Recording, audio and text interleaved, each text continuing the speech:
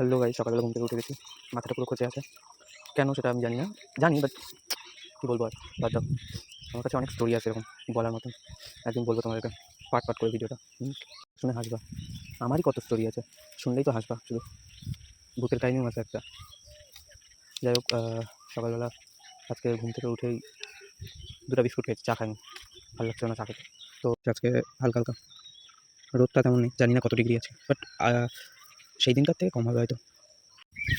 পাহাড়ে ঘুরতে যাওয়ার ইচ্ছা করছে। তখন তো দার্জিলিং যাওয়ার কথা ছিল 4 দিনের জন্য, যে দার্জিলিংয়ে জাস্ট ঘুরবো না, জাস্ট থাকবো কিছুদিন, দিয়ে মানে একটু কী বলবো আর শান্ত হয়ে থাকবো। বাট তখন তো আর যাওয়া গেল না। মানে যেদিন যাবো সেদিন তোমাদেরকে তো বলেছিলাম যে মায়ের শরীর খারাপ করে হয়ে গেছিলো। বাট সেই দিন সকালবেলায় আমাদের ব্যাগ ট্যাগ সব হয়ে গেছে, টিকিট টিকিট হোটেল টোটেল সব হয়েছে, গাড়ি ভাড়াও মানে বুক করা হয়ে গেছে।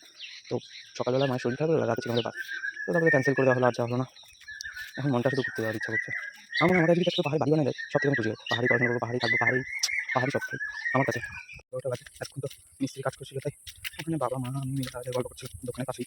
তারপরে রুটি দিয়ে বাটা বাটা দিয়ে রুটি খেলাম। সরি, আমি সব কিছু উল্টাই বলি, পাগল চো মতন। যাই হোক, মাঠের দিকে আসলাম একবার জমি দেখতে। আচ্ছা, ছুটিয়া সব লোকজন ধান খাওয়াই দেবে ছাগলকে। খাওয়া দাওয়া হয়েছে, অসুবিধা একটু ঘুম পাচ্ছে, তাই শুভ। তারপর বিকালবেলা ছাগল নিতে লাগবে। সন্ধ্যাবেলা একটু ঘুরতে বেরিয়েছিলাম, আর চাঁদটা দারুণ লাগছিল আজকে।